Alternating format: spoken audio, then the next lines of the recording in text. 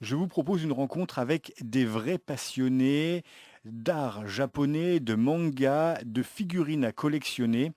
Et c'est avec Sébastien Agoguet que nous allons parler de tout ça.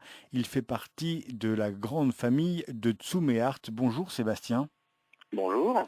Alors Tsume Art, c'est à la base un vrai passionné d'art japonais et de manga, comme je le disais, qui a décidé de proposer à l'Europe de très belles figurines à collectionner que l'on peut mettre dans son salon.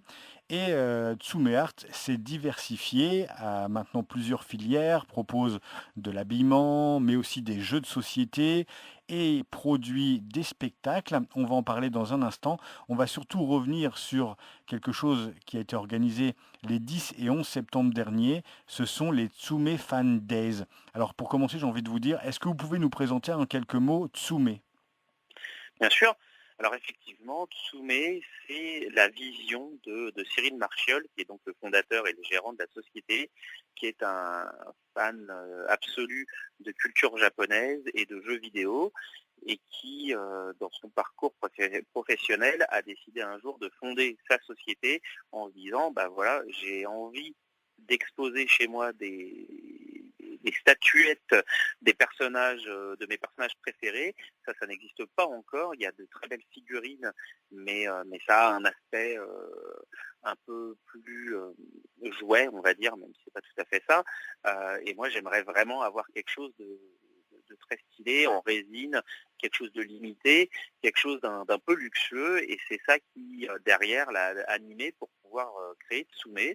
Et une fois qu'il a eu créé cette entreprise qui à la base a commencé avec 2 personnes, la société s'est développée, l'offre s'est diversifiée pour amener d'autres types de créations autour du manga. On l'a, comme vous l'avez dit, on l'a étoffé avec du textile, du jeu de société, tout en restant vraiment à chaque fois attaché au manga. C'est vraiment notre âme, notre ADN, comme on dit souvent en ce moment. Et donc la création de spectacles avec entre autres les Tsume Fan Days. Dans votre besace, vous avez de sérieuses licences. On peut dire One Punch Man, qui est une vraie découverte ici en Europe et en France, mais aussi Dragon Ball et plein d'autres licences assez prestigieuses, Naruto par exemple. Oui, tout à fait. Alors c'est vrai qu'on est très content depuis le début.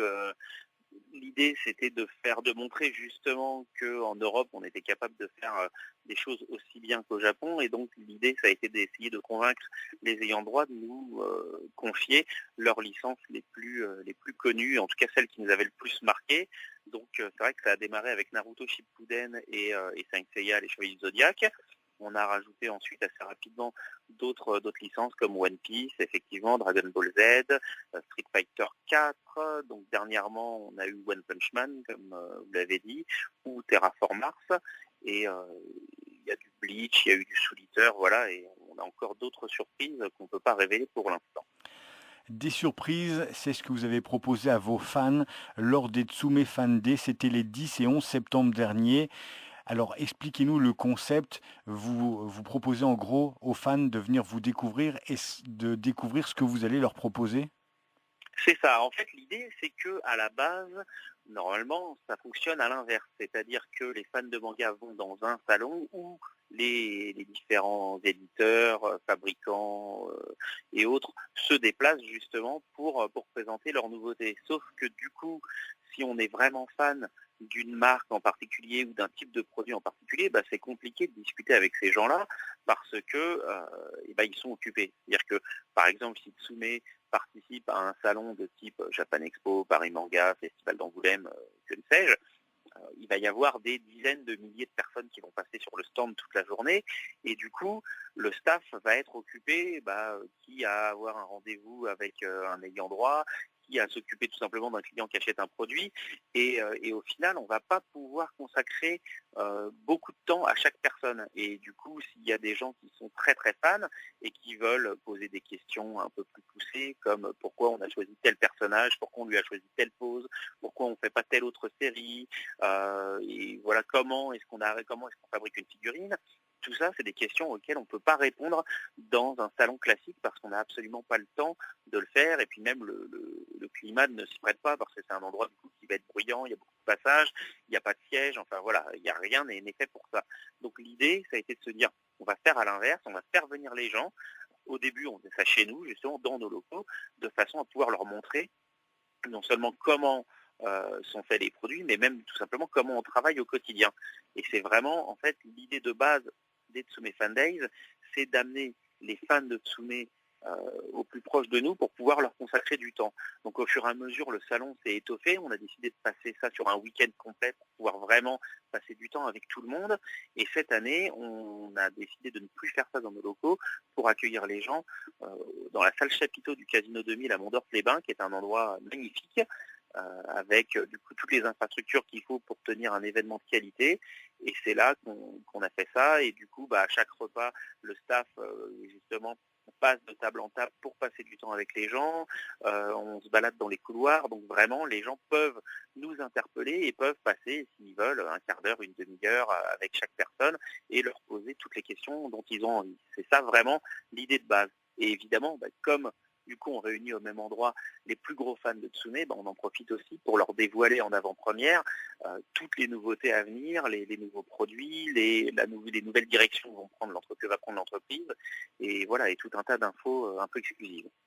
Vous proposez à vos fans de passer vraiment 2 jours exceptionnels avec des invités prestigieux. Il y a des voix françaises de manga connus, il y a des humoristes français, on va dire, on va le citer, Dedo du Jamel Comedy Club qui était invité. C'est vraiment 2 jours exceptionnels et de très grande qualité. Effectivement, en tout cas, c'est ce qu'on essaye de faire, ça c'est clair. Le but, c'est d'avoir la programmation la plus qualitative possible, de façon à ce que les gens qui viennent au Tsume Fan Days passent le meilleur moment possible. Donc c'est vrai que cette année, on a eu la chance de recevoir des comédiens qui sont en plus adorables. Donc on a eu Brigitte Lecordier, Marc Lesser et Patrick Borg, qui sont respectivement les voix de Goku enfant, Gohan enfant, Goten enfant pour Brigitte. Marc Lesser fait Trunks du futur et Gohan adolescent, et Patrick Borg, c'est la voix de Son Goku adulte. On a eu Philippe Ariotti qui fait Freezer et Piccolo, et enfin on a eu Virginie Ledieu qui fait la voix de Athéna. Donc ça, c'est pour les comédiens de doublage. On a eu effectivement Dedo, donc l'humoriste qui était là. On a eu également Kian Kojandi, voilà, qui nous a fait une petite pastille autour de Saint Seiya, et on a fait venir des invités du Japon, puisque donc on avait Shikashi Kubota, qui est le character designer et animation director de One Punch Man. On a eu Eisaku Inoue qui a été directeur de l'animation sur Saint Seiya et sur One Piece. Et on a eu 2 chanteurs exceptionnels, puisqu'on a eu Nobuo Yamada, qui est le chanteur des génériques de Saint Seiya et les Chevaliers de Zodiac, les versions japonaises évidemment, et Monsieur Tanimoto, qui est le chanteur des génériques de Dragon Ball Kai. Voilà. Donc vraiment le but, c'est d'essayer de faire une programmation sur le week-end où les gens n'auront pas le temps de s'ennuyer, et où même il faudra à la limite qu'ils fassent des choix parce que ça va être dur de tout faire. Est-ce que vous avez quelques révélations à nous faire donc pour cette présentation et ce qui va arriver pour Tsume dans les mois à venir? Alors en fait, durant les Tsume Fan Days, ce qu'on a dévoilé, c'était d'une part les tout nouveaux produits qu'on fait autour justement de la licence de One Punch Man. On a donc une statuette de collection en résine, mais on a aussi 2 figurines en PVC à venir, une de Saitama et une de Genos. Mais une des plus grosses nouveautés, c'est surtout la 2e collection de textiles de la marque Iki, qui est à mon sens vraiment très très réussie, puisqu'elle alterne 2 types de modèles. On a des modèles assez casus qui sont faits pour être portés dans la vie de tous les jours sans se faire repérer. On a entre autres des polos de Terraform Mars ou Goldorak qui sont très chouettes, mais qui passent vraiment inaperçus pour qui ne connaît pas la licence. Et on a une série de t-shirts là aussi qui est vraiment chouette, où en fait le devant est très discret, et donc si on porte une veste, et là aussi on porte quelque chose de très furtif, mais où en fait l'arrière est en fait recouvert d'un visuel qu'on a commandé auprès du studio et qui reprend une scène clé d'un animé, avec en plus la phrase dessus en japonais. Et on a entre autres 3 modèles sur One Piece qui reprennent la mort de Barbe Blanche, la mort de Ace et le passage en fait où Luffy essaye justement de délivrer Ace dans Marineford. Donc l'idée vraiment, c'est pour moi, ça c'est, je crois, un des points d'orgue des Tsume Fan Days 4, c'est cette collection qui est vraiment, à mon sens, très réussie.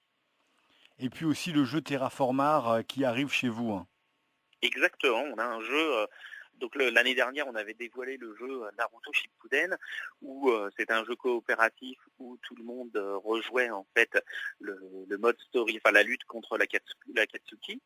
Et là, le jeu Terraformars, du coup, pour ceux qui ne connaissent pas la licence, en fait, c'est une histoire qui se passe sur Mars et où des militaires, on va dire, surentraînés, en tout cas des astronautes surentraînés au combat et avec des pouvoirs particuliers, se battent contre des cafards humanoïdes qui sont sur la planète rouge et essayent, en fait, vont essayer de les ramener en fait pour des tests et des expériences. Et donc le but du jeu Terraformars, ça va être pareil, de capturer le plus de cafards possible, sachant qu'il va falloir faire des alliances avec d'autres joueurs, mais que voilà, Il va falloir être le meilleur.